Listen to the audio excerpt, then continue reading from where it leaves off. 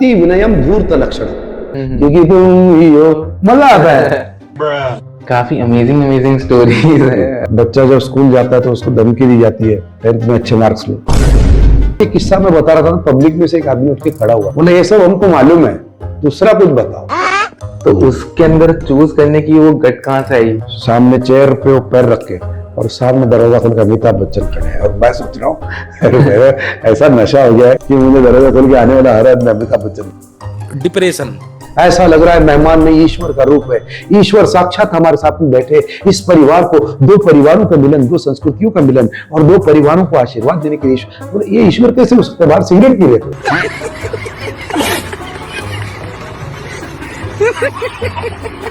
उसमें क्यों आगे पीछे दो, ऐसा आप कर रहे थे ना उस टाइम पे ना, ऐसा है क्यों आगे, ऐसा है आपने क्या किया आगे पीछे, ये जो था ना रियल था। ये बड़ी अच्छी बात है। एक आदमी मुझे आके बोला कि आप बार बार तालिया तालिया बोलते, मेरे को अच्छा नहीं लगा। तो बोला अच्छा नहीं लगा?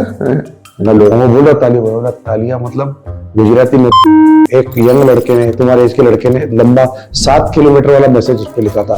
मतलब वो अलग ही लेवल का बंदा था। Who is Prashant? Other than an anchor, a storyteller, और like लोगों को entertain करने वाला है। Prashant is a very lonely person, और वो ऐसा क्लिक हो गया, और जो तालियां मिली बिना मांगे, तालियां जो कंसिस्टेंसी के साथ वो बजती रही, उससे एक नशा मिला, वो नशा आज तक उतरा नहीं।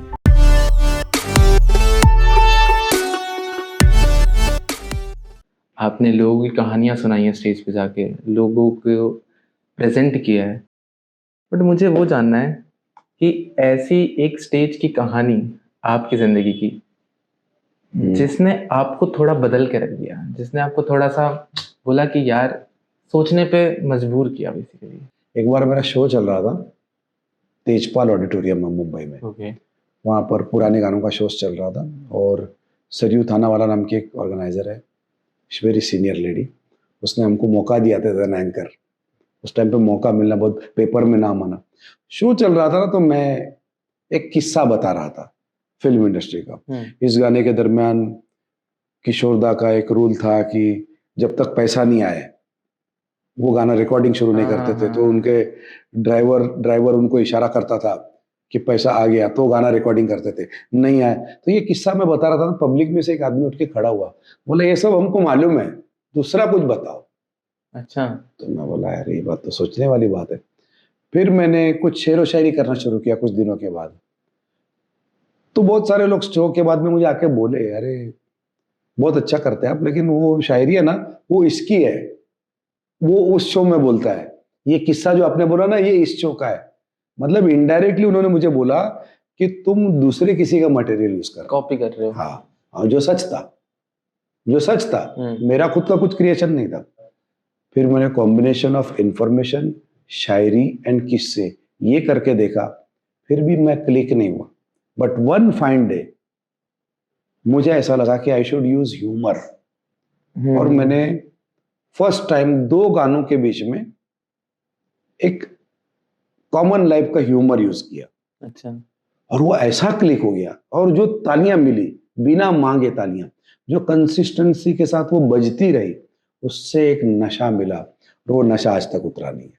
सो मेरी जिंदगी का सबसे बड़ा पहलू एंकरिंग में, अगर मेरे टर्निंग पॉइंट अगर कुछ है तो that is humour, but not of Instagram, not of WhatsApp, not of books, but humour of real life. ये मेरे जिंदगी में टर्निंग कितना पॉइंट है। डिफिकल्ट होता है ना सर, हम हमेशा बात करते हैं लोगों को हंसाना।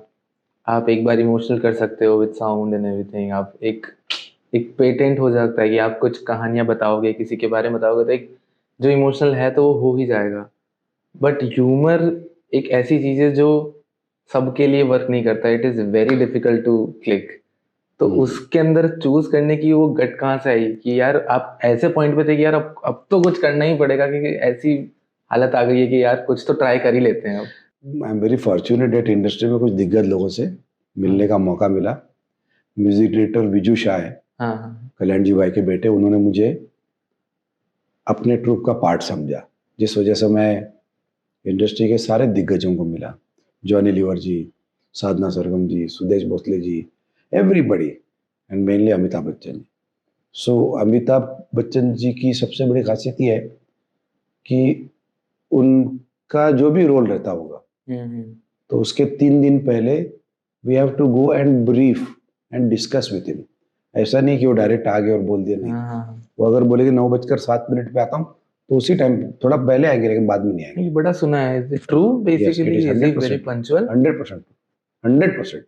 मेरी जिंदगी का एक किस्सा मैंने यूट्यूब में डाला भी है कि मैं ग्रीन रूम में बैठा हूँ, 10 मिनट के बाद अमित जी आने वाले और 10 मिनट पहले आ गया। अक्खा ग्रीन रूम में अकेला बैठा हूँ मैं, सामने चेयर पे वो पैर रख के, और सामने दरवाजा खोल के अमिताभ बच्चन खड़े हैं, और मैं सोच रहा हूँ अरे मेरा ऐसा नशा हो गया है कि मुझे दरवाजा खोल के आने वाला हर आदमी अमिताभ बच्चन दिख रहा है। बाद में जेंटलमैन, अरे बाप रे, होश में आ गया मैं, अरे बाप रे सचमुच यही है। He is very particular. और उनको जब उनसे मिलना हुआ तो थोड़ी सी बात करने की हिम्मत हुई। पहले तो मैं उनको देखता ही रहता था जब ऐसे वो हो जाता है ना कि अरे अरे देखते हो क्या है। लेकिन जब उनसे हिम्मत हुई बात करने की तो मैंने एक बार पूछा था what is the role of an anchor हाँ, अकॉर्डिंग टू यू। तो उन्होंने बहुत इंटरेस्टिंग बात बोली कि वो मेरा नाम नहीं याद रखते थे, वो जेंटलमैन बोलते थे। जेंटलमैन थिंग इज दैट कि जब आप स्टेज पर जाओ तो जो आपके साथ में कलाकार है, साजिंदे है, गायक है, सिंगर्स, म्यूजिशियन, उनको ऐसा लगना चाहिए कि दिस मैन इज रिप्रेजेंटिंग अस, हमारा प्रतिनिधि है। लेकिन जो ऑडियंस है उनको ऐसा लगना चाहिए कि एक ही बंदा इस पूरे ट्रुप में जो हमारी तरफ से बोल रहा है। तो यू आर दी कड़ी, यू आर दी एंकर, वो रोल था एंकर का। बाकी के लोग जो है ना वो अनाउंसर है, they are not anchor.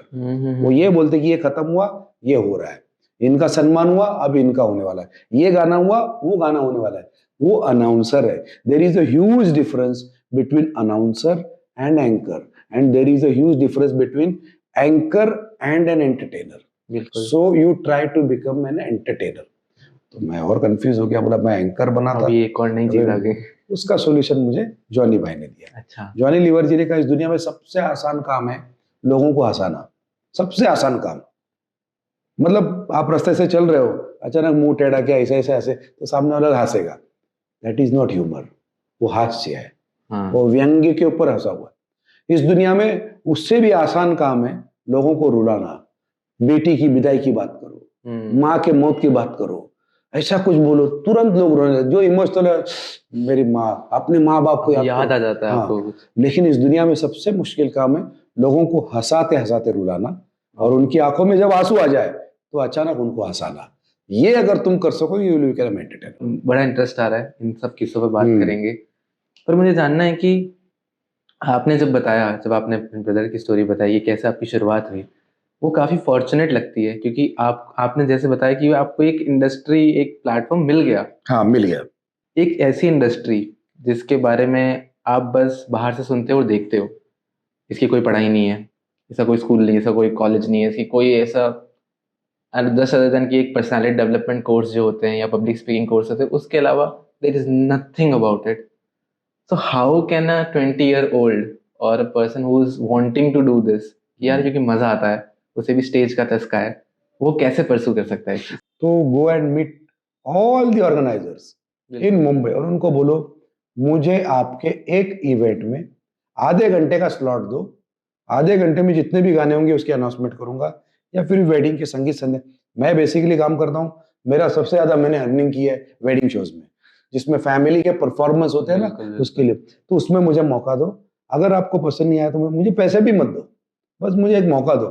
And I tell you, अगर आपके अंदर स्टफ रहेगा, आपके अंदर कंटेंट रहेगा, आपके अंदर प्रेजेंटेशन रहेगा, तो आपको लोग हाथों हाथ उठा लेंगे।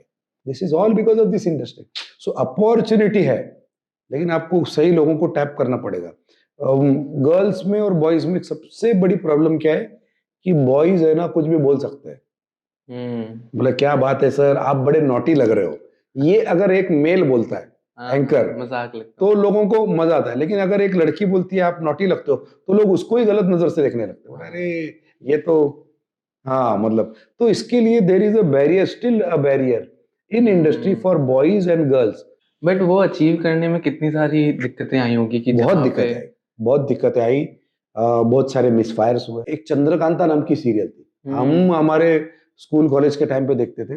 वो सीरियल इतनी लंबी चली ना कि हाई कोर्ट के पास एक आदमी ने अपील की बंद कराओ। इमेजिन करो। तो हाई कोर्ट तो उस टाइम पे एक उसके अंदर एक कैरेक्टर था क्रूर सिंह, ओके। वो हमेशा बोलता यक्कू ऐसा बोलता था, तो ही वॉज वेरी फेमस। तो जब हम तब काम करते थे ना, तो हम कुछ समय में बोला ही इज लुकिंग लाइक क्रूर सिंह, बोलो एक बार यक्कू, तो वो बोलते थे। तो अब वो आज नहीं चलेगा बिकॉज यू डोंट नो हाँ हाँ हाँ, यू डोंट नो। तो रेलेवेंस वो नहीं है अब। 90% ऑफ हाँ। Humour is already created, 10% is always an addition one with the current life. क्योंकि आज से 25-30 साल पहले मोबाइल से वाईफाई चैट हाँ, जीपीटी नहीं था, तो उस टाइम पे जोक नहीं थे वो। लेकिन जो 90% ऑलरेडी है उसको मॉडर्नाइज करो और पेश करो तो सब अच्छा होता नहीं, ये काफी अच्छी चीज बोली आपने, है। हाँ। क्योंकि क्योंकि ऑब्जर्वेशन है, लाइफ तो वैसे ही चल रही है, कुछ ऊपर नीचे होता रहता है कि यार ये नई चीज आ गई, वो पुरानी चीज थी, ऐसी हो गई। तो ऑब्जर्वेशंस तो सारी वही है लाइफ को लेके, बट आपको बस प्रेजेंट में जोड़ना है प्रेजेंट, हाँ उन्हें। प्रेजेंट में जोड़ना है, तो एज एन एंकर ऑल्सो अगर आप करते हैं बात, तो ऑब्जर्विंग होना बहुत जरूरी है। बहुत ज्यादा। मैं एक सीक्रेट बात बोलता हूँ, मैंने कभी किसी को बोली नहीं। समझो आपकी शादी है, हाँ, आपने मुझे आपके शादी के फैमिली परफॉर्मेंस के लिए बुक किया है, बिल्कुल। और आपने कहा है कि 7 o'clock फैमिली परफॉर्मेंस शुरू होगा। तो मैं क्या करता हूँ मालूम है, मैं जाके शो के शुरू होने से 1.5 घंटे पहले, जो पब्लिक बैठी रहती है इसी टाइम पर, उधर पीछे जाके बैठा रहता हूँ।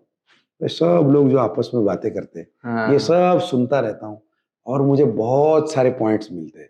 ये सारे पॉइंट मैं माइंड में रखता हूँ, और जब शो शुरू होता है तब मैं तब तक जजमेंट लेता हूँ। हर संगीत में, हर शादी में एक दो ऐसे लोग होते हैं जिनका जन्म झगड़ा करने के लिए हुआ रहता है, मैं उनको आइडेंटिफाई करता हूँ।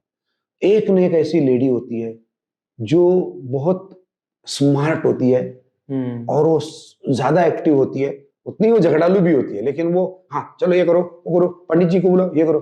तो उनको मैं बराबर चुन के रखता हूँ। जो लोग अपने जीवन में वाइल परफॉर्मिंग प्रॉब्लम क्रिएट कर सकते हैं, सबसे पहले मैं उनको प्रेज करता हूँ, उनको सुपरस्टार बना देता हूँ, बोलता बजाइए ताली। ये होती है एनर्जी, ये होते हैं पार्टी मेकर्स। तो वो अपने सपोर्ट में आ जाता है। तो धीरे धीरे धीरे पब्लिक अपने वर्ड देखो, you have to have that communication, you have to observe people. जो आदमी एकदम सीरियस बैठा रहता है लेकिन वही प्रॉब्लमेटिक होता है, अपने को खबर मिल जाती है, बोला ये जब भी आता है यार, ये बराबर नहीं, वो बराबर नहीं, शब्दों का चयन सही कीजिए जी, आगे ये लगाइए।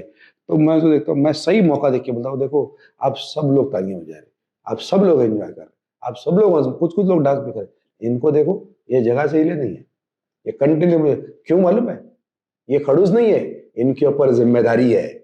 He's having the पूरे परिवार के संस्कृति की परंपरा की जिम्मेदारी उनके ऊपर है, इसलिए वो मुझ पर नजर रख रहे हैं। तो मैं उनको थैंक यू कहना चाहता हूँ, लेकिन आपने भी उनको थैंक यू कहना चाहिए कि आपकी वजह से everything he is the real remote control. तालियां हो जाए बस, वो आदमी खुश हो जाता है। Amazing। तो ये करना, ये तो ऑब्जर्वेशन, ये मैं किसी को बताता नहीं बता, इसका रॉयल्टी लगेगा। काफी काफी ब्यूटीफुल है सर ये तो, मतलब क्योंकि जितना वो आसान लगता है ना लोगों को ऑनेस्टली, कि यार बस स्टेज पे जाके एक स्क्रिप्ट होगी, वो बोलना है, अरे सब कर लेंगे, हो जाएगा। But to be in that present and दिमाग, आप जैसे आपने शुरू में बताया कि आप नहीं बाय हार्ट कर ही नहीं सकते हो। आप बाय हार्ट करने जाओगे तो आप परफॉर्म नहीं कर पाओगे। यू कॉन्स्टेंट भी अच्छा ये लाइन के बाद ये लाइन बोलनी है, अच्छा ये लाइन के बाद ये लाइन बोलनी है, वो मजाक किरकिरा हो जाता है, सब कुछ खराब हो जाता है। पर शादी के कुछ किस्से बताओ, क्योंकि शादी में ना बहुत चीजें होती है कि मान लो कि क्या तो मस्ती चल रही है, कुछ झगड़ा झगड़ा हो जाता है, सब कुछ बहुत, क्योंकि फैमिली के लिए बहुत ऑस्पिशियस इवेंट भी होता है, बट इतना ही टेंशन वाला माहौल भी हो जाता है। तो ऐसा कोई फनी किस्सा अगर आप मैं शादी में तुम्हें बताऊं, संगीत संध्या जो होती है, हाँ उसमें खास करके फैमिली परफॉर्मेंस, उसके अंदर है ना भयंकर स्ट्रेस वाला मामला होता है। हाँ। एक तो जो परफॉर्म कर रहे हैं वो अलग अलग कोमा में रहते हैं वो लोग, उनका कोरियोग्राफर जो होता है, होती है या होता है, वो रिंग मास्टर बन के घूमते रहते हैं, और माँ बाप जो है दूल्हा दुल्हन के, वो मेहमानों को अटेंड करने में बिजी रहते हैं। जो परफॉर्म कर रहे हैं वो ये मान के चल रहे हैं कि we are the only stars, और वो ये नहीं समझ रहे कि एंकर आपके लिए माहौल बना रहा है।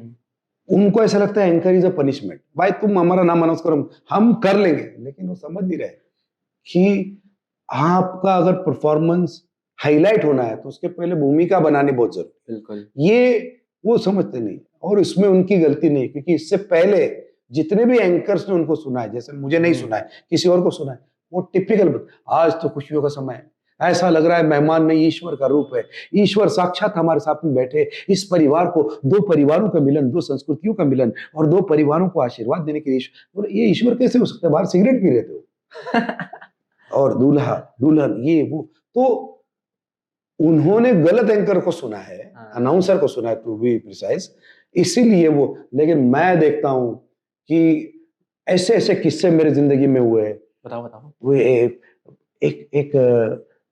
ऐसा एक किस्सा है कि जुहू में एक ग्राउंड है, उस ग्राउंड में एक कपल का एंट्री उन्होंने रखा था सैटेलाइट में से। अच्छा। तो मैं बोला ये सैटेलाइट तो आसमान से उतरेगा कैसे, तो मुझे मालूम था ऐसा वैसा हाँ। अभी फिल्म फेयर अवार्ड का जो हाइट होता है ना, उस हाइट के ऊपर स्टेज था और हजारों लोग इधर है, और जो कोरियोग्राफर है वो आके बोलता है प्रशांत भाई एंट्री जोरदार होनी चाहिए। बोला कैसे होगी, सैटेलाइट से एंट्री। बोला मुझे क्या बोलना, बोला आप बोलते रहो, ये रैंप है ना रैंप, इसमें ये जो स्क्वायर है इसको आप छोड़ दो, इसके ऊपर पैर मत रखना, क्योंकि जब आप बोलेंगे आ रहे तो फली हट जाएगी और नीचे से सैटेलाइट आएगा। अच्छा। ओके, सैटेलाइट आएगा और आके ऊपर जाएगा ऐसा थोड़ा, उसके अंदर कपल है, फिर वो नीचे आएगा रैंप के लेवल पे आएगा, फिर वो सैटेलाइट खट करके खुलेगा, फिर उसके अंदर से कपल दूल्हा पहले बाहर आएगा, फिर उसके बाद वो दुल्हन का हाथ लेगा, फिर वो बाहर आएगा, फिर सैटेलाइट चला जाएगा, तब तक आपको बोलते रहना है। मैंने ठीक है, नीचे चला जाएगा, फिर वो फली लग जाएगी, प्लैंक वो लग जाएगी, फिर वो चलते उधर जाएंगे, वापस आएंगे, आपका काम खत्म, पैसे अच्छे मिल रहे थे मेरे ले लिया। अब प्रॉब्लम क्या हो गया कि इतनी ऊंचाई पे वो स्टेज है, नीचे ग्राउंड के ऊपर पूरी घास और मच्छर, उसके अंदर सैटेलाइट बहुत गरीब था वो ऐसा लगता है नारियल के दो टुकड़े बड़े वाले बना के ऐसे जोड़े हुए हैं, वो ऐसा खुलता था ऐसा बंद, उसके अंदर इनको डाल दिया, जगह बहुत कम, लड़की को दे दिया वो इंग्लिश वेडिंग का इतना बड़ा गाउन जिसको पकड़ने के लिए 3 लोग चाहिए, उसको कैसा कैसा करके भर के रख दिया, और इंग्लिश सोल्जर का रेड एंड ब्लैक वाला ड्रेस में दूल्हे को रख दिया। वो थोड़ा सा हैवी था मेरे जैसा, तो उसका पेट वेट सब निकल रहा है, कैसे कैसे बटन लगा के वो अंदर बैठा हुआ है, और इन्होंने ढक्कन लगा दिया और सारे मच्छर अंदर घुस गए, और ऐसे मच्छर घुस गए ना कि उनकी हालत खराब। बाहर इतनी आवाज आ रही है कि ये चिल्ला चिल्ला के हाइड्रोलिक को बोल रहा है अरे तुम खोलो, तुम जल्दी खोलो, बाद में करेंगे एंट्री, इधर मच्छर बहुत है, लेकिन वो इतनी आवाज उसको सुनाई नहीं दे रही है, वो बीड़ी पीते हुए बैठा हुआ है, और मैं उधर बोल रहा हूँ कपल अभी तक आया नहीं है, क्यों मालूम है, क्योंकि वो है उनको ये गाना चाहिए, वो गाना आ रहा है, डांसर डांस कर रहे हैं, अरे अभी तक नहीं आए, क्यों नहीं आए मालूम है, because they want to listen to English number. तो मैं इंग्लिश में, इधर इनकी आत्मा तड़प रहे, भाई हमको बुलाओ, हमको कुछ नहीं चाहिए, इंग्लिश नहीं चाहिए, रशियन नहीं चाहिए, तुम हमको बुला, हमारी जिंदगी खत्म हो रही है, और ऐसा करते फिर फाइनली पूरी हालत, दूल्हे की हालत खराब, पूरा मच्छर ने उसको काट काट के हैरान कर दिया है, लड़की डरी हुई है, जैसे जैसे ही वो सैटेलाइट ऊपर आने का टाइम आ गया ना, इन्होंने डाल दिया फॉग। अभी तो फॉग अच्छा है, लेकिन तब एकदम ऑर्डिनरी क्वालिटी का फॉग होता था जो सफोकेटिंग होता था, और वो डाल दिया तो पूरे स्टेज पर, स्टेज के नीचे सब जगह पर धुआं धुआं धुआं, मतलब वो म्युनिसिपालिटी वाले मच्छर मारने के लिए ना, ऐसा ऐसा धुआं आ गया, एक तो मच्छर ऊपर से धुआं और लड़की को अस्थमा। बॉस वो सैटेलाइट ऊपर आ रहा है, ढक ढक ढक ढक ढक ढक, मैं बोल रहा हूँ ladies and gentleman the time has come to welcome, ये वो मैं देख रहा हूँ अंदर से दूल्हा लात मार रहा है सैटेलाइट को, मैं ऐसा देख रहा हूँ लेकिन मुझे एक्सप्रेशन नहीं दी, मैं इधर देखा हुआ, आप दैट यही वो समय है जिसमें आप सब लोग you all are waiting eagerly for welcoming the couple, ऐसा बोल के बोल रहा हूँ, और देख रहा हूँ मैं कि वो लात मारा, मुझे कुछ समझ में नहीं आ रहा है, तो मुझे वो ऑर्गेनाइजर आप बोलते रहो, मैं आगे जाके बोल रहा हूँ, मुझे आगे भेज दिया, पहले मुझे पीछे रहना था, पब्लिक की तरफ रैंप पे मुझे आगे भेज दिया, मैं बोल रहा हूँ, सैटेलाइट ऊपर आया, जैसे ही सैटेलाइट ऊपर और धुआं डाल दिया, लड़की को आ गया मेजर अस्थमा का अटैक, और वो सैटेलाइट जो गरीब था ना वो खट करके खुला, जैसे ही खुला तो इतने धुएं में सिर्फ मुझे दिखा कि दूल्हा लिटरली जंप मार के बाहर आया बचाओ मुझे, बाहर आया और ऐसा कर रहा है, मैं बोला उनको धुआं डाल के कवर कर लिया, और मैं आगे जाके लोगों को बात कर रहा हूँ, उसको हाथ दिया जैसा डिसाइड हुआ था, चलो अपने को रैंप पर, लड़की आधी बेहोश, ऐसे लड़का चलो अपने का, इशारे से बोल रहे मुझे ऑर्गेनाइजर बोलते रहो, मैं बोलता रहा, आ गए आ गए आ गए। अरे आ गए, 15 मिनट से मैं बोल रहा हूँ, ये आ चुके, आ ही नहीं रहे। फिर वो लड़की का ब्रदर ऊपर आया धुएं के अंदर छुप के, उसको दहीहंडी करते ना ऐसा ऊपर करके भेजा, वो आया, वो पंप दिया। वास्तव पंप वैसा मारा, फिर लड़की को 2 मिनट में थोड़ा सा, फिर वो लोग चल। दिस इज दी, किस तरह की एंट्री है ये तो एग्जिट है। ये तो मतलब परेशान हो जाते हैं। बहुत मजा आता है लेकिन ये सब सीखने को। I tell you all the youngsters who want to make a career in the wedding industry, remember first of all, sangeet संध्या का मार्केट हो रहा है down, because youngsters don't want to get married. वो अलग कहानी है, DINK couple, DINKWAD couple, वो अलग कहानी शुरू हो चुकी है। लेकिन अगर you want to make a career, आपको अपने शब्दों का चयन ऐसा करना है कि when you are performing on in a show in an auditorium, you have to prove that you are the best. आप एक एंकर बेहतरीन हो स्टेज पे, लेकिन जब आप संगीत संध्या में परफॉर्म कर रहे हो, वेडिंग संगीत में कर रहे हो, remember family is the king, उनको आपको स्टार बनाना है, and that is your art.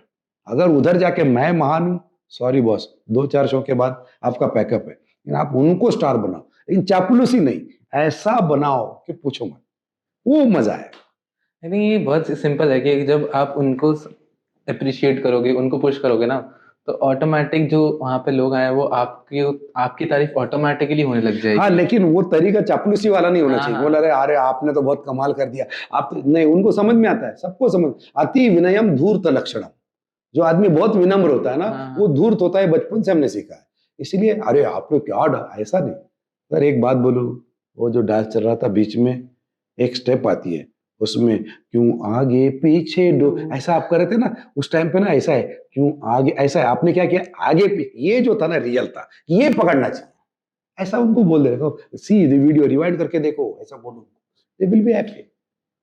काफी अमेजिंग अमेजिंग स्टोरीज है, मजा आ रहा है। बट मुझे जानना मेरा है, ठीक है, लेकिन आपका इंटरव्यू कौन लेगा? एक वक्त आएगा सर। मैं भी उसी का इंतजार करते हुए आज आया हूँ, और तुम मेरा इंटरव्यू ले रहे हो। अमेजिंग सी स्टोरी होती है, क्योंकि जब आप अलग अलग जगह जाते हो, अलग अलग करते हो, तो उनके नुआंसेस पकड़ना भी बहुत ज्यादा हाँ, बहुत जरूरी है। जरूरी।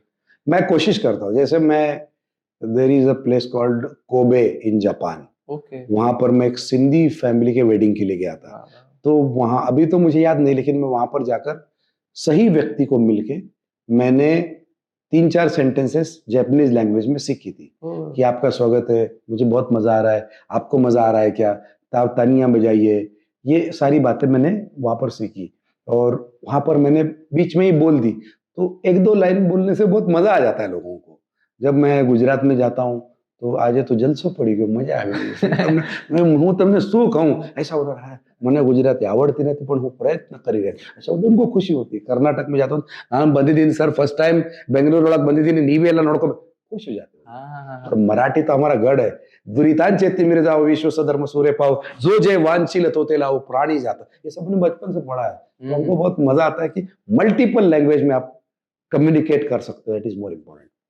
वो एक छोटा सा एफर्ट है, बट उसका इम्पैक्ट बहुत बड़ा होता है, क्योंकि वो क्या होता है कि ऑटोमेटिकली उनका अटेंशन आपके ऊपर है, और उनको लगता है कि यार नहीं आती, कैसा बेचारे पर एफर्ट मारा है बंदे ने, हाँ। और उसने हमारे लिए कुछ किया है, उससे बड़ी बात हो क्या ही अभी होता है। अभी आप मुझसे बात कर रहे हो, हाँ, तो आप भी तो एक कम्युनिकेटर हो, हाँ, आप एक इंटरव्यू ले रहे हो, तो आप एंकर हो, एमसी हो, जो भी हो, आपके भी मन में कभी सवाल आता होगा कि यार मैं जो बोल रहा हूँ उसके अंदर मुझे क्या करना चाहिए, और बिल्कुल तो बिल्कुल। मैं तुम्हें बताऊं, मैं जब नया आया था, लोगों ने कहा यू स्टार्ट लर्निंग इंग्लिश, अपनी तो इंग्लिश पैदल थी। हाँ, आज भी मतलब वक्त चला लेते हैं, मैंने वो थोड़ा बहुत कोशिश की, देन सडनली इंग्लिश एंकर्स का बोलबाला हो गया इंडस्ट्री में, जो एंकर, फिर बाद में लोग पूछने लगे, जब गाने हिंदी हो रहे हैं, डांसेस हिंदी गाने पे हो रहे, तो आपको इंग्लिश क्यों चाहिए? तो फिर ये लोग वापस मेरे पास आए, तो मैंने फिर हिंदी में चालू किया। फिर बाद में मेरे उच्चारण पे सवाल उठे, जब मैं बोलता था तालिया, तालिया बजाओ, एक्चुअली तालियां बजाओ है, तो अर्धचंद्र बिंदी मेरी नहीं आती थी, हैं और हैं ये नहीं आता था, तो तालियां मैं बोलता था। तो एक दिन एक गुजराती संगीत में एक आदमी मुझे आके बोला कि आप बार बार तालिया तालिया बोलते, मेरे को अच्छा नहीं लगा। तो बोला अच्छा नहीं लगा, मैं लोगों को बोल रहा तालिया, बोला तालिया मतलब गुजराती में होता है टकला। ओ आप मेरी तरफ देख के बोल रहे हो। अरे बोला नहीं भाई मुझे नहीं मालूम था, मतलब उन्होंने मजाक में बोला, हाँ बट उससे मुझे सबक मिला कि कुछ भी हो जाए तानिया ही बोलना है। गुजराती ऑडियंस में तो तानिया ही बोलना है। तो वो एक एक वक्त के साथ में हम लोग ये सीखते भी जाते मुझे हैं। पूछना था क्योंकि ना आप अगर आप स्टेज पे हो ऑल द टाइम आपकी फ्लुएंसी बहुत मैटर करती है हाँ। कि आप वर्ड्स के साथ कैसे हो, थॉट्स के साथ कैसे हो इन एवरी लैंग्वेज कि यार इंग्लिश में भी अच्छा जा रहा है, क्योंकि वहां पे अगर ऐसा होगा तो आपका ही भाजी वाला होने वाला है हाँ। बेसिकली। ये मैंने सीख लिया है। हाँ। तो उस तरफ से आप कैसे, आपका रियाज क्या रहता है बेसिकली, क्योंकि वो बहुत जरूरी है आप कंटिन्यूस उस चीज में रहो। हमारा कोई रियाज नहीं होता है। जिंदगी जो हम जी रहे हैं ना, उसको शब्दों में डालने की कोशिश करते रहो तो अपने आप रियाज हो जाता है। मैं 3 दिन 4 दिन मेरी वाइफ के साथ में घूम रहा था। बीच में एक जगह पर गया नासिक में, गोदावरी। जब मैं छोटा बच्चा था तब my father used to take our family to Nashik घूमने, एसटी बस में बैठ के। गवर्नमेंट में काम थे, वो डैम पे इंजीनियर थे, तो जाते थे। तो गोदावरी के तीर पे जो खिलौने की दुकानें होती थी, वहां पर हम जाकर है ना खिलौने देखते थे। लालच आता था, माँ बाप से मांगते थे, वो नहीं दे पाते थे क्योंकि उनके पास इतने पैसे नहीं होते थे। जो उनसे हो सकता था उन्होंने किया था। बाद में कुछ साल के बाद जब मेरी शादी हो गई, मेरे बच्चे हो गए, तो मेरे बच्चों के साथ में जाता था तो मेरे बच्चे ने जिद की थी, मेरे को ये ढोलक चाहिए, वो फलाना चाहिए, ये चाहिए, वो चाहिए। तो मैंने उसको लिख ही दिया था क्योंकि आई वाज, जो मुझे नहीं मिला मेरे बच्चे को मिलना चाहिए। उसी गोदावरी तीर पे था and I was with my wife. और वहां पर मैंने देखा कि एक छोटा बच्चा जिद कर रहा है कि मला ती गाड़ी पाहिजे। 50 रुपए की वो गाड़ी थी और उसके पिताजी उसकी तरफ इग्नोर कर मार रहे हैं उसको क्योंकि मैं उसको सुन लेके नहीं रहा हाँ, हूँ। वो लड़का हाथ पैर मार रहा है पटक पटक के। एक बार तो वो गिर गया नीचे, फैल गया पूरा चाहिए। तो उसके पिताजी ने उसको लेके दिया कि नहीं मालूम नहीं, लेकिन जब वो सीन देख रहा था ना मैं, तो मैं अपने आप को एनालाइज कर रहा था कि आज मैं मेरे बेटे को जो चाहिए दिला सकता हूँ, लेकिन आज मेरा बेटा मेरे साथ में नहीं है, वो अपने काम में है और ये वक्त का तकाजा है। At the age of 22 I can tell him जब मैं जा रहा हूँ गोदावरी तुम मेरे साथ में चलो, वो नहीं आएगा। वो अपने करियर में लगा हुआ है, जैसे तुम तुम्हारे करियर में हो, वो अपने करियर में। तो वो जो वैक्यूम है वो फील होता है ना, वो मैं स्टेज पे बोलूंगा, लोग कनेक्ट करेगा। आई डोंट नो तुम उसको कनेक्ट कर पा रहे हो या नहीं, लेकिन मुझे ये बातें बोलना बहुत जरूरी है। हमारी और आपकी बातें बोलना जरूरी है। पंखों में ताकत नहीं होती है, हौसलों में होती है, उड़ान भरो, ये सब हो चुका है। वो बाग ही क्या जिसका माली ना हो, जो ससुराली क्या जिसमें साली ना हो, वो महफिल ही क्या जिसमें, ये सब हो चुका है, एक्सपायरी डेट आ चुकी है उसकी। You have to create, you have to create, you have to communicate, you have to land your vehicle over there, जहां पर लोगों का दिल बसता है, वहां पर आपकी फ्लाइट की लैंडिंग होना जरूरी है। तब लोग आपको याद करें। शो खत्म हुआ, शो अच्छा हो गया, बहुत अच्छी बात है, एंकर बहुत अच्छा था, ये जिस दिन बोलेंगे ना उस दिन आता है मजा, तब आपका अचीवमेंट शुरू हो गया। नहीं तो बस आप राशन कार्ड में बहुत लोगों का नाम होता है, आपका भी है। तो आपकी स्टोरी टेलिंग की जर्नी इंस्टाग्राम रील से, इस सोशल मीडिया से शुरू हुई, जहाँ पे आपने मुंबई के बारे में कहानियां बताने लगे, क्योंकि मुंबई को हम आजकल ऐसे जानते हैं कि यार एक शहर बन गया है बस, कि कोई भी आता है तो किसी को भी बोलता है कि घूमने का जाए तो कि अरे घूमने के लिए कुछ नहीं है, आप बस एक्सपीरियंसेस करो, यहाँ पे ये कैफे जाओ, वो कैफे जाओ, ये सब चीजें बताओ। तो आपके दिमाग में ये थॉट कहाँ से आया कि यार मुझे ये करना चाहिए? तो one fine day I was performing in Ravindra नाट्य मंदिर प्रभा देवी, वहां पर मैं परफॉर्म कर रहा था। और उस दिन गड़बड़ ये हो गई थी कि ऑर्गेनाइजर ने सेफ्टी के लिए मुझे बोल दिया था शो 6 बजे का है तो तुम 5 बजे आ जाओ। तो मैंने कहा ठीक है, लेकिन शो था 8 बजे का। तो मैं 5 बजे उधर पहुंच गया। 6 7 8 क्या करे, तो मैं बैठ के ऐसा देख रहा था मोबाइल पे। तो मेरा प्रभा देवी में अपना शो है, तो प्रभा देवी का मंदिर यहाँ पर है, उसका इतिहास कुछ तो होगा। तो आज के शो में हम लोग बोलेंगे, बिकॉज दैट ग्रुप जिनके लिए मैं परफॉर्म कर रहा था कुछ वैष्णव समाज ऐसा कुछ तो था। मतलब ये सनातनी लोग हैं, तो इनको प्रभा देवी के बारे में अगर कुछ बताओ तो उन्हें अच्छा लगेगा, ऐसा लगेगा, ऐसा सोच के मैं देख रहा था। तो मुझे सडनली वो मिला कि ये नाम कैसे आया। एल्फिस्टन रोड उसका पहले नाम था, बाद में प्रभा देवी हो गया, तो कैसे प्रभा देवी नाम हुआ। बिम्बराज राजा राजा भीमदेव यहाँ पर आए और ये मूर्तियाँ वेल में छुपाई गई थी क्योंकि परप्रांतियों का हमला हुआ था दूसरे राजाओं का, तो उनसे बचाने के लिए तो फिर वापस लाया, फिर वापस इस्टेब्लिश किया। तो मुझे बहुत इंटरेस्टिंग लगा, तो मैंने वो पढ़ के रखा था। जब शो शुरू हुआ तो मैंने ये बोला तो लोगों ने तालियां बजाई, 2-3 लोग आके मुझे शो के बाद बोल के भी कह रहे आपने इस जगह की हिस्ट्री बताई, बहुत अच्छा लगा। तब से मुझे एक नशा सा हो गया कि यार अपन जहाँ पर भी शो रहेगा तो उसके बारे में बोलते जाए। Then I started talking about every age. अभी समझो इस वक्त मैं और आप कांदिवली में हैं। हाँ आप मुझे बताओ कांदिवली नाम कैसे आया, तो आपको शायद पता हो या नहीं। अगर आपको पता नहीं तो you should not feel guilty, क्योंकि हाँ आपने कभी सोचा ही नहीं। बिल्कुल। लेकिन जब मैंने पता किया तो मुझे पता चला एक कैंडोलिम नाम का गांव था, ओ, उसका कांदिवली हुआ। या फिर स्टोन एज में इस जगह का नाम आता है, और इस जगह पर स्टोन एज के जमाने के आयुध अस्त्र स्टोन एज के ये बनते थे। तो वो मैंने पढ़ा। देन खड़कांची खांडोली, मतलब पत्थरों को तोड़ के खांडोली कर रहे हैं ना, हाँ टुकड़े हाँ करना। इस वर्ड की वजह से खांडोली आया, खांडोली से कांदिवली आया। ये एक पहलू निकला, तो मैंने कहा इसमें से असली कौन सा। तो फिर मैंने जब पता किया, मैंने किताबें पढ़ी, मैंने जानकार लोगों से बात की, तो उन्होंने कहा ये कथा है, ये दंत कथा है, ये लोगों ने वही कहा थे, लेकिन सच्चाई ये है गैजेट में ये लिखा है। तो ऐसा करते करते फिर मेरा साम्राज्य, मेरे घर जितनी मैंने पूरी लाइफ में पढ़ाई नहीं की, उससे ज्यादा किताबें इस वक्त मुंबई के बारे में मेरे घर में। मेरी वाइफ सोचती है इतनी किताबें अब तुम क्यों पढ़ रहे हो। तो ये धीरे धीरे बढ़ता गया।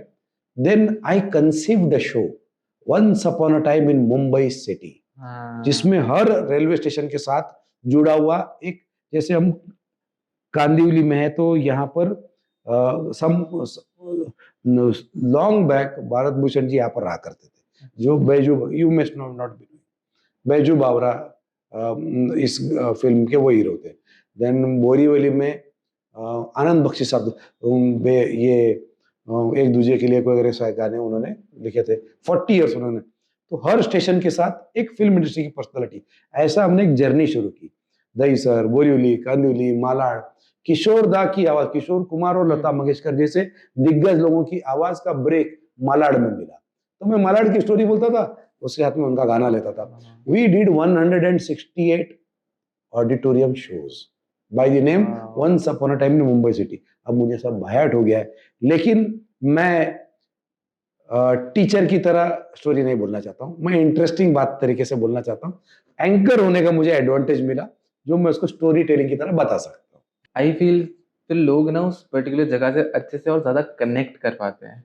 उन्हें लगता है कि यार ये सिर्फ बिल्डिंग्स ही नहीं है, इसके बियॉन्ड भी एक हिस्ट्री है और एक राज की बात बताता हूँ, मेरे हर स्टेशन के रील के ऊपर लोग रील बना रहे हैं मटेरियल, क्योंकि मैंने 1.5 मिनट और 3, पहले 1.5 मिनट था, बाद में 3 मिनट हो गया। उसका मटेरियल सुन, उसके अंदर इतना मटेरियल है ना कि एक स्टेशन की रील पर 3 रील बन सकते हैं। छोटा छोटा निकाल के। हाँ, तो लोग बना रहे हैं, लेकिन उनको वो नहीं मिल रहा है जो मुझे मिला, क्योंकि लोगों को फर्स्ट टाइम मेरे से गया, तो भगवान ने चाहा था कि मैं दूं। अब there are 2-3 places in Mumbai जहां पर जो मैंने बोला है उसके बोर्ड लगे हुए हैं, लेकिन उन्होंने, मतलब मेरा नाम नहीं लिखा। नेचुरली कोई पॉलिटिशियन ये नहीं चाहेगा कि इंस्टाग्राम को कोई आदमी हो, लेकिन उन्होंने सोचा यार ये मैं इस एरिया का एमएलए हूँ या एमपी हूँ, तो इसकी इंफॉर्मेशन लोगों को मालूम। तो ये उन्होंने ऐसे बड़े बड़े एरिया की इंफॉर्मेशन लोगों को मिलने लगी, और क्या चाहिए, यही तो चाहता था मैं। काफी अमेजिंग है। तो ऐसी कोई मुझे जगह बताओ ना वो मुंबई की जहाँ की स्टोरी बड़ी मिसकंसेप्शन में रहती है, कि जिसकी जगह की कहानी लोगों को ज्यादा पता नहीं है, बहुत ज्यादा अंडररेटेड है। बहुत सारी जगह है, बहुत सारी जगह है। बट उनमें से एक ऐसी कोई जगह जो बहुत फेमस तो है ही, बट उसकी हिस्ट्री बहुत किसी को पता ही नहीं है। अभी देखो, चोर बाजार एवरीबडी नोज हाँ मुंबई में, ठीक है। बिल्कुल बिल्कुल बिल्कुल। और आप इंटरनेट पे जाएंगे तो दुनिया भर के लोगों में एक ही बात होगी कि यहाँ पर उसका नाम पहले भेंडी बाजार था, और भेंडी बाजार इसलिए था क्योंकि मेन बाजार के पीछे बिहाइंड दी बाजार वो एरिया था, वहां पर बहुत शोर होता था, इसलिए उसका नाम शोर बाजार हुआ, वहां से चोर बाजार हुआ। ये सारी कहानियां बहुत सारी किताबों में भी आई है और बहुत सारी जगह पर भी आई है, लेकिन मैं जब रिकॉर्ड्स पढ़ता हूँ तो मुंबई में कुछ ऐसी जगह है जहां पर जो उगता था या जो होता था, जो उस वजह से उस एरिया का नाम वैसे हुआ, खड़ यानी कोठार, स्टोरेज ऑफ समथिंग। तो एक ऐसी जगह जहां पर उस खड़ में अनाज रखा जाता था और उसका रेंट लेते थे ओनर्स। हाँ हाँ हाँ ना वो उगाते थे ना बेचते थे, उनका काम खाली Storage. स्टोरेज करना है। तो ये जो खड़ था, इसकी वजह से एक स्टेशन का नाम भायखड़ा हुआ। ठीक है, ये ऑन रिकॉर्ड मिला।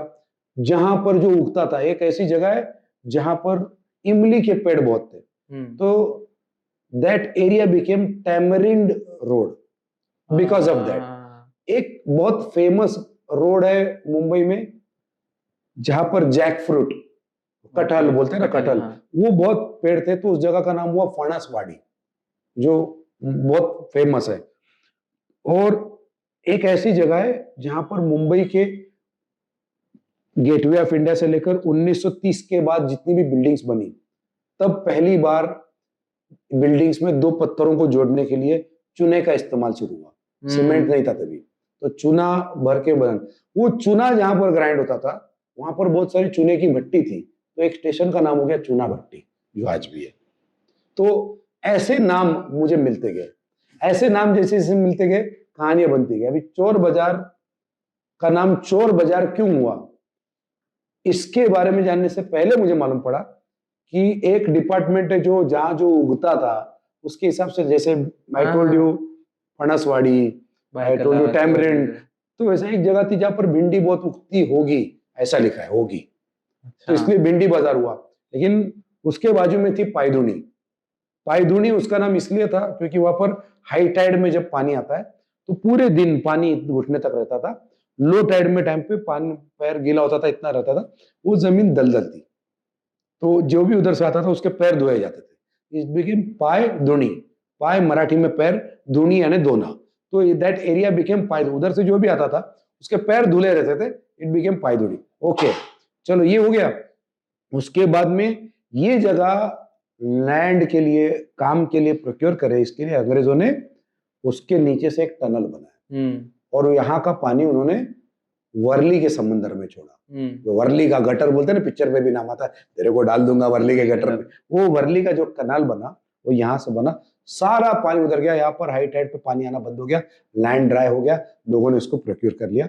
वहां पर आज बहुत बड़ा मार्केट है, इंक्लूडिंग मांडवी से लेकर पायधुनी, बहुत बड़ा मार्केट है, करोड़ों रुपए का व्यवहार होता है।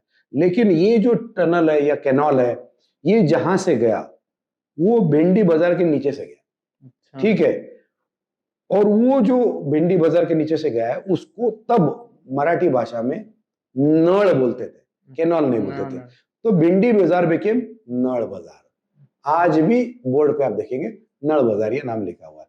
तो ऐसा ये चेंज होते गया, तो ये स्टोरीज मिलती गई, मैं अभी भी आपको कहता हूँ, मैं हिस्टोरियन नहीं हूँ, मैं आर्कियोलॉजिस्ट नहीं हूँ, लेकिन मैं रीडर हूँ। आप बचपन से मुंबई में रहे हैं, आपने अपनी पूरी जिंदगी यहाँ रही, बचपन की कहानियाँ वो सब कुछ आपने यहाँ किया। आपकी कौन सी फेवरेट जगह है मुंबई की जहाँ पे आपको सुकून फील होता है और आप इमोशनली कनेक्ट फील करते हो? बोरिवली का कानेरी केव्स, अच्छा, इतनी खतरनाक हिस्ट्री है। आई थिंक बाणगंगा और Borivali Kanheri caves one of the oldest Buddhist caves है। बिल्कुल बिल्कुल। इतनी पुरानी, मतलब फर्स्ट सेंचुरी से लेकर लेटेस्ट तक सारी उधर है। मुझे हमेशा ये जगह रहस्यमय लगती है। मुझे ऐसा लगता है कि टाइम मशीन में कभी पीछे जाना चाहिए, इमेजिन करना चाहिए। नाला सोपारा, ये नाम सुनने के बाद लगता है नाला boss, this was one of the richest port in the history of India. वहां पर स्तूप है, इतना कुछ एक्सप्लोर करने को लिए कि अनबिलीवेबल। वीरगढ़, गदेगढ़, सतीगढ़, धेनुगढ़, ये सारी चीजें मालूम ही नहीं लोगों को, वो हमने अपने आंखों से देखी। अरे क्या बात है, ये है यहाँ। जो लोग आर्कियोलॉजी पढ़ते हैं, बहुत कम लोगों को मालूम होगा, जो लोग आर्कियोलॉजी पढ़ते हैं, वीरगढ़ कोई राजा की मृत्यु होने के बाद उसका स्टोन में कार्विंग किया रहता था। फ्लोर्स, मतलब पहला माला, दूसरा माला, तीसरा माला होता है ना, ऐसा ग्राउंड फ्लोर में कार्विंग है, मतलब एक पत्थर रहता था उसके अंदर कि उसकी मृत्यु क्यों हुई, युद्ध में हुई, बीमारी से हुई, वो नीचे। उसके बाद उसकी रानियां उसके लिए प्रे कर रही है सब। उसके बाद यक्ष किन्नर उसे आशीर्वाद दे रहे, शंकर भगवान की मूर्ति है, शिवलिंग है, उसकी सब पूजा कर, उसके ऊपर अमृत कलश है, सूर्य है, चांद है, ऐसा है उसके अंदर लिखा हुआ है। और उसके मतलब उसका मीनिंग ये है कि जब तक सूरज और चांद रहेगा आपका नाम इस धरती पर रहेगा।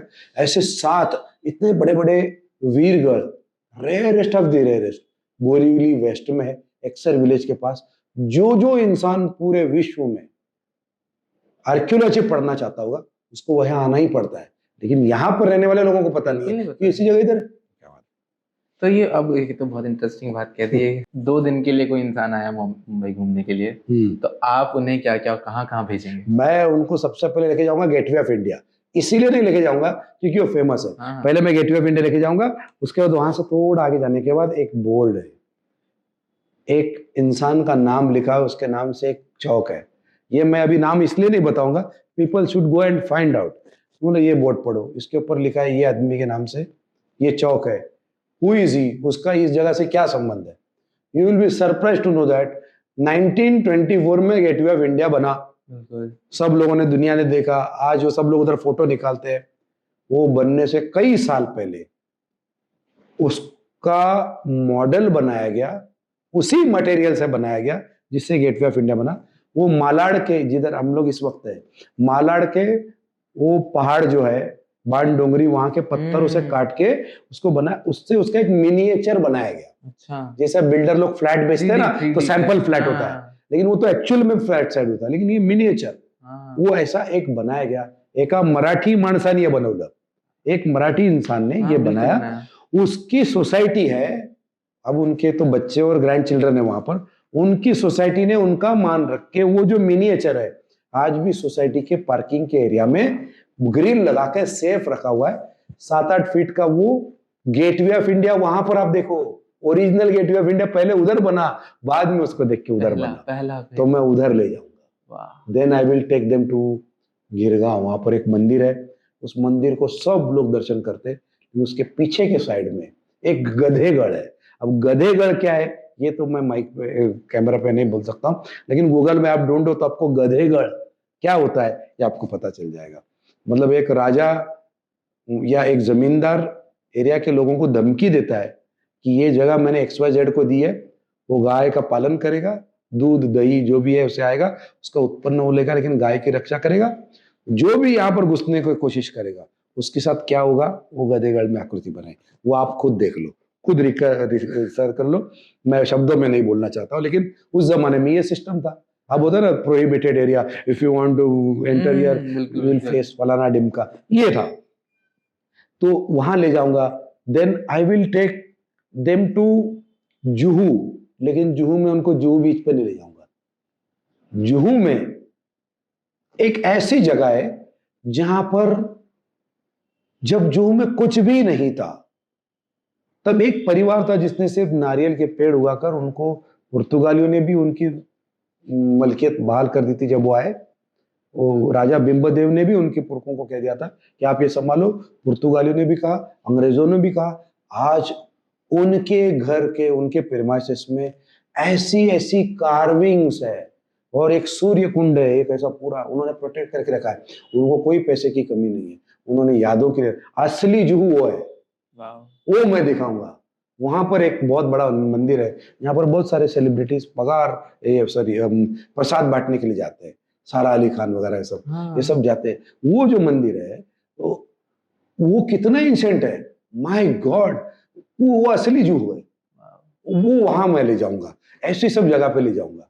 आई will take them to Mahakali caves, I will take them to Kondivite caves जिसको बोलते हैं, कानेरी केव्स, इन सब जगह पे ले जाऊंगा। वहां पर कितनी सारी बातें जो आप मतलब बिलीव नहीं कर सकते हो, वो दिखाऊंगा। ये एक नया मुंबई है जहाँ दिखाना है। अब आपने जैसे वो शो शुरू किया ना, मुझे लग रहा है आप ये भी आपको शुरू कर लेना चाहिए। बहुत लोग कर रहे हैं, लेकिन मैं क्योंकि उनका प्रोफेशन है, people are paying thousands of rupees, तो लेट देम डू। मैं फिलहाल तो मुझे कोई ऐसा इरादा नहीं है, बिकॉज मैं खुद एक्सप्लोर करने में ज्यादा बिलीव। काफी एक अलग बच्चापन दिखता है कि यार ये भी जानना है, हाँ, ये yes. जानना है। वो काफी अच्छा लगेगा। काफी लोग नाराज हो जाते हैं।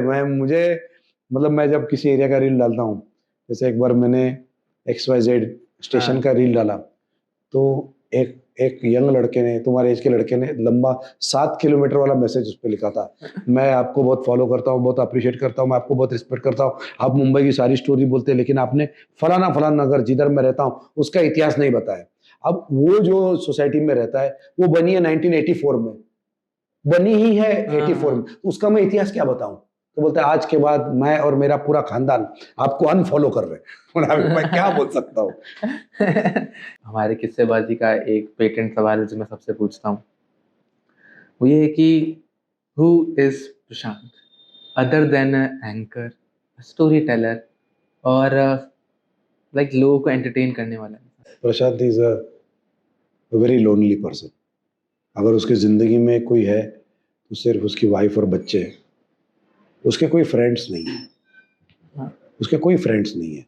जबकि जिस इंडस्ट्री में मैं काम कर रहा हूँ बहुत सारे मेरे फ्रेंड्स हैं, लेकिन वो मेरे एक्चुअल में कलीग्स हैं, वो मेरे फ्रेंड नहीं। मैं बहुत अकेला हूँ, मैं सिर्फ फैमिली ओरिएंटेड हूँ, और मैं एक्सेस इमोशनल हूँ, और मैं हर जगह पर इमोशंस ढूंढता हूँ।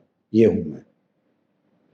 कितना ब्यूटीफुल है कि जहाँ पे आज की जनरेशन बोलो या इन योर एज ऑल्सो, जब हमारे फादर या मदर से बात करते हैं या जो से लोग होते हैं, वो इमोशनली कितना रिजर्व्ड है, क्योंकि उनकी बचपन ऐसा रहा है कि जहाँ पे हालात ही कुछ ऐसे थे कि यार जहाँ पे अपना जो इमोशंस है वो छुपा के रखना है। क्योंकि आपने ही बताया आपके फादर का, और मैं भी मेरे फादर की स्टोरी जानता हूँ कि कैसे आज हम क्या करते हैं, जब हमें कुछ नहीं मिलता तो हम बोलते हैं अरे यार इनसे हो ही नहीं पा रहा, देखो मेरे बच्चे, मेरे दोस्तों के लाइफ में तो वो कितना उनके पेरेंट्स कर रहे हैं, और हम उनका वो सेक्रीफाइस देख नहीं पाते, समझ नहीं पाते। बट उस वक्त पे आपकी स्टोरीज में, मेरे फादर की स्टोरी में, कहीं सबकी स्टोरीज में हम वो आप एज ए बच्चे भी एक मैच्योर बच्चे की तरह हम सोचते हैं कि यार इनके हालात नहीं है, हमें पता है हम कैसी स्थिति में रह रहे हैं। तो उस एज में क्या इमोशनली सब रिजर्व हो जाते हैं, अपने इमोशंस को इतना छुपाने लग जाते हैं कि बाय द एज वो बड़े होते होते होते ऑटोमेटिकली ठप हो जाते हैं। फिर आप इमोशंस दिखाई नहीं पाता है, वो एकदम रिजर्व इंसान बन जाते हैं।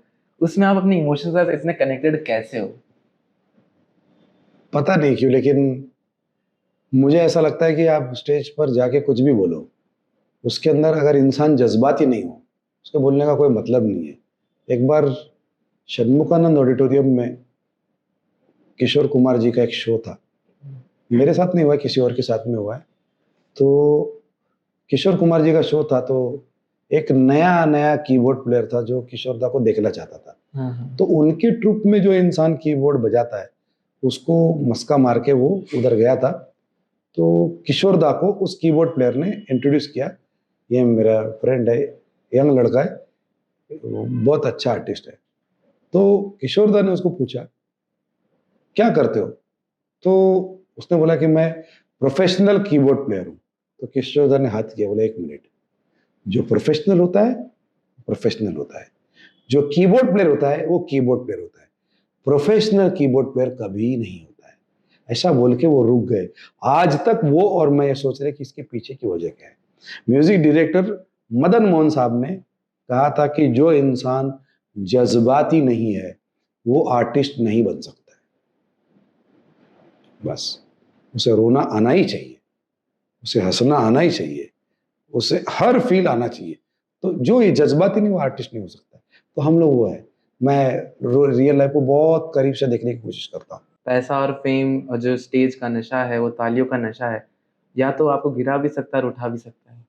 मुझे आपकी स्टेज का या आपकी लाइफ का एक किस्सा सुनाइए बिल्कुल, जिसे आप बार बार याद करके अपने आप के अंदर वो आग या अपने आप को याद दिलाते रहते हैं बताता हूँ। कि एक बार चेन्नई में मुझे एक कोरियोग्राफर ने फैमिली परफॉर्मेंस वेडिंग के लिए बुक किया। जो क्लाइंट था उसको मैं जानता नहीं था। कोरियोग्राफर ने कहा कि he is very very good, आप उसको बुक करो। तो उन्होंने कहा मैं इस आदमी को नहीं जानता, उसका जो भी पेमेंट रहेगा उसको आधा दो, और हम उसको फ्लाइट नहीं देंगे, ओके, उसको ट्रेन से आने दो। उसने अपने खर्चे से मुझे फ्लाइट की टिकट दी, अच्छा, लेकिन उसने मुझे ये कुछ भी नहीं बताया कि तुमको पेमेंट आधा मिलने वाला था, मैं तुमको देने वाली हूँ, और तुमको फ्लाइट वो नहीं देने वाला था, मैं दे रही हूँ। मुझे कुछ मेरा उसने, मैंने जो मांगा उसने बोला ठीक है आपको इतना मिल जाए। She wanted me to perform, because उसको मेरे पे भरोसा था, और बहुत ही प्रेस्टिजियस पार्टी थी, उसका बहुत इंपॉर्टेंट क्लाइंट था। मैं एयरपोर्ट पे उतरा तो उसने मुझे 2 नंबर देके रखे थे। एक क्लाइंट ने जिस इवेंट वाले को लॉजिस्टिक का काम दिया था और एक उनका खुद का। तो मैंने देखा कि मुझे रिसीव करने के लिए कोई बंदा आया नहीं है चेन्नई एयरपोर्ट पे। तो मैंने उनको फोन किया, बोला सर इधर कुछ ड्राइवर का नंबर वगैरह देंगे तो मैं फोन करके पता करूं किधर है। बोला नहीं हमने गाड़ी भेजी नहीं है। बोले भेजी नहीं है? बोला आप आपके कोरियोग्राफर से बात करो। और फोन कट कर दिया उसने। अच्छा। तो मैं बोला यार ये कैसा क्लाइंट है। तो मैंने कोरियोग्राफर को फोन किया, आई वॉज वेरी अपसेट। तो मैंने कोरियोग्राफर को बोला अच्छा ऐसा बोला उन्होंने, एक काम करो प्रशांत तुम वहाँ पर प्रीपेड टैक्सी करके आ जाओ, आई विल रीएम्बर्स एवरीथिंग। बोले ठीक है। मैंने प्रीपेड टैक्सी में पेमेंट कर दिया और मैं वहाँ पर पहुँच गया। चेन्नई में जिस जगह पर मुझे टैक्सी वाले ने उतारा वहाँ पर है ना एक सेंटर में ऐसा एक सर्कल था, यहाँ से एक रास्ता आ रहा था, वन वे, यहाँ से एक रास्ता आ रहा था वन वे। हेवी ट्रैफिक थी, सारी गाड़ियां इधर जा रही थी और रास्ते के उस साइड में सामने होटल था जहां पर वो कोरियोग्राफर मेरे लिए खड़ी थी, उसने मुझे हाई किया। तो मैंने मेरी बैग निकाली, पेमेंट कर दिया, टैक्सी वाले का प्रीपेड था वो कुछ साइन वाइन करना था किया और मैं इधर खड़ा था और मैंने ये साइड में देखा कि इधर से कौन सी गाड़ी जा रही है। तो इधर कोई गाड़ी ने मैं क्रॉस करने का, यहाँ से एक ऑटो आई, उसने मुझे धड़ाम करके उड़ा दिया और जब उड़ाया मैं इधर से फट गया, मुझे इधर मार लगा, मेरी बैग एक बाजू के दुकान में जाके गिरी। वो ऑटो वाला उल्टा आ रहा था लेकिन लोकल लोग तुरंत जमा हो गए, उन्होंने उसको रवाना कर दिया। मुझे कुछ सोच, इधर से खून आ रहा था मैं को, और वो कोरियोग्राफर बेचारी डर गई, अब क्या करे। तो वो दौड़ के आई, सब ट्रैफिक को रुका गया। She took me immediately to a hospital, जहाँ पर जाके उसने बोला कि इसका नॉर्मल टाका मत लगाओ, वो क्या बोलते हैं कॉस्मेटिक टाका लगाओ क्योंकि चेहरा खराब नहीं होना चाहिए। यहाँ पर लगाता, यहाँ पर लगाता, अभी भी कुछ निशानी इधर किधर तो है। तो उसने किया। जब उस क्लाइंट को उसने बताया ना कि ऐसे ऐसे हो गया, उसको कुछ पड़ी नहीं है। उसने पहला सवाल पूछा वो बोलेगा कि दूसरा मंगाना है। मतलब we were such useless for them. तो इसने मुझे वो नहीं बताया। ठीक है, मैं हॉस्पिटल में सुबह से लेकर शाम तक था। रात को चेन्नई के सबसे बड़े 5 स्टार 7 स्टार होटल में कहीं तो शो था। तो मैं डॉक्टर को बोला ये जो इधर आपने लगाया है बैंडेज, ये मैं 3 घंटे के लिए निकाल सकता हूँ क्या? बोला निकाल सकते हो। उस क्लाइंट को कुछ भी पड़ी नहीं थी कौन है बोल के। Again I tell you, worst anchors को उन्होंने सुना है, इसके लिए उनको हमारी इंपॉर्टेंस मालूम नहीं थी। फिर जाके जो मैंने परफॉर्म करना शुरू किया, बॉस यू वोंट बिलीव 7 या 8 डांसेस थे। उस दरमियान मैंने ऐसा माहौल बनाया कि जब शो खत्म हुआ तो उसके बाद मैंने बोला, इतनी पब्लिक खुश थी, इतने मेरे प्रेस थी, तो मैंने कहा अगर मैं इतना खुश हूं, अगर आपने मुझे इतना सपोर्ट किया है, आपने मुझे इतना प्यार दिया है, 3 चीयर्स फॉर प्रशांत राव, सब हो गया था पब्लिक का। तो मैं एक रिक्वेस्ट करूंगा, ये सब कुछ इसलिए हुआ है क्योंकि एक इंसान का बेशुमार प्यार है। जिसने मुझे बेशुमार प्यार दिया है वो है वो प्रिया के फादर। सुनो, प्रिया के फादर, जिनको जब पता चला कि इस बंदे का इतना बड़ा प्रॉब्लम हो गया है तो इमीडिएटली उन्होंने अवनी को कहा कि इसको तुम एडमिट करो, आई विल टेक। अपनी बेटी का संगीत है, this man took care of me like a child, give him a standing ovation. और लोगों ने उसको इतना काटो तो खून नहीं निकले उस इंसान का। इतना एम्बेरस हो गया, इतना एम्बेरस हो गया ना वो। मैं एक्चुअली उसका रिवेंज लिया जो मेरे साथ हुआ था। और जैसे शो खत्म हुआ ना, उसके बाद उसने सबसे पहले उसकी मर्सिडीज मंगाई और मेरा होटल चेंज। मुझे एक ऑर्डिनरी होटल में रखा था एसी रूम में, वहां से सीधा ताज, बोला आप इधर रहेंगे। रात को 2 डॉक्टर आके मुझे चेक करके गए। मेरा फ्लाइट का टिकट कैंसिल, जेट एयरवेज था तभी, कैंसिल करके सबसे हाईटेक बिजनेस क्लास में मुझे मुंबई में भेजा गया और मुझे भयंकर रिस्पेक्ट दिया गया। मैं आज तक वो दिन याद करता हूँ, अपने बलबूते पे मैंने ये कर दिया। बिल्कुल सर। एंड जहाँ पे लोगों का दिमाग खराब हो जाता है कि यार क्या कर रहे हैं मेरे साथ ये, वहां पे आपने उस तरह से निकाला, काफी अप्रिशिएटिव है। और यहाँ पे आपका दिखता है कि इट्स नॉट अबाउट प्रोफेशनलिज्म। मैं इसी को प्रोफेशनलिज्म नहीं कहूँगी कि यार आप प्रोफेशनल थे इसने आपने वो किया। ये आपकी ह्यूमैनिटी दिखते है, आपका वो सब दिखता है कि आप कहाँ से आते हैं, आपका बैकग्राउंड कैसा है, आपके विचार कैसे हैं बेसिकली लोगों को लेके, कि जब आपको पता है कि यार उनके फैमिली का इवेंट है, आप उनको उनको ही आपको सुपरस्टार बनाना, आपने कितनी बार ये बातें बोली है। तो ये काफी इंटरेस्टिंग थी। I think this story tells everything needs to tell about yourself also, कि आप एज ए ह्यूमन कैसे हो। बिकॉज ऐसे मोमेंट्स पे जब आपको इतनी बार, जब किसी इंसान को पीटते हैं, जिसके नीचे गिरा दिया है, उसके बाद वो खड़ा उठ के मारता ही है, भले ही उसका अंदर से नहीं आ रहा, बट वो डिफेंस में मारता है। बट आपने एक अलग प्यार की भाषा चुनी, और उससे पूरा, अब उससे हम रिजल्ट भी देख रहे हैं, मेरा कैसे एकदम से पलटा हुआ। अरे आज उनके खानदान में दूर दूर तक कोई भी इवेंट होता है ना, तो मुझे खाली मैसेज आता है, आपका सब कुछ हो चुका है, बाकी काम देख लेंगे। Wow, I am earning lakhs of rupees from that family since that। Wow, ये होता है। Amazing sir, Thank you। This is it. बहुत ही अमेजिंग स्टोरी के साथ हमने एंड किया। आई होप आपको काफ़ी अच्छा लगा होगा और इंटरेस्टिंग लगा होगा ये सब चीज़ें। मेरा यही उद्देश्य था कि हम जितना हो सके इसे रॉ कॉन्वर्जेशनल बनाएं, एक क्वेश्चन आंसर से ना लगे। And I hope, and thank you so much for Thank you। Giving your time. और हमारी बहुत इधर उधर डेट्स, टाइमिंग इधर उधर, बट आपने हमेशा साथ दिया है। इट मैं वाज जेन्युइनली, मैं सच बता रहा हूँ, it was genuinely very sweet to meet you.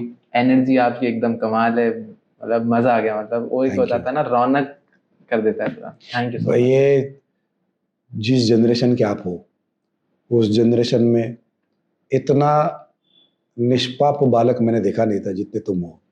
मुझे लगा कि ये एज के लोग हैं, थोड़ा टेंट्रम होते हैं उनके, थोड़े आर्टिफिशियल होते हैं, और वो क्या बोलेंगे, क्या हमारा वेवलेंथ उनके साथ मैच होगा, ये पता नहीं। लेकिन मुझे बहुत कंफर्टेबल लगा, और सडनली मुझे ऐसा महसूस होने लगा कि मैं कुछ हूँ। All credit goes to you. Thank you very much. Thank you sir, thank you. All the काफ़ी बेस्ट। मज़ा आया, काफ़ी अच्छा लगा।